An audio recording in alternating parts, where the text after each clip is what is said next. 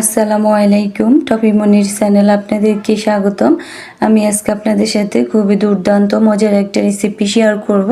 আমার আজকের রেসিপিটা থাকছে ইলিশ বিরিয়ানি রেসিপি। তো অবশ্যই ভিডিওটা না টেনে শেষ পর্যন্ত দেখে যাবেন, অবশ্যই ভালো লাগবে। ভিডিওটা যদি এভাবে না টেনে দেখে যান, আপনাদের ফুল রেসিপিটাই দেখতে পাবেন। আমি কি মশলাটা ইউজ করলাম এই বিরিয়ানির সাথে, খেতে কিন্তু অনেক দুর্দান্ত মজাদার। অবশ্যই আপনারা ছুটির দিনে এই রেসিপিটা বাসায় তৈরি করে খেতে পারেন, সবাই পছন্দ করবে।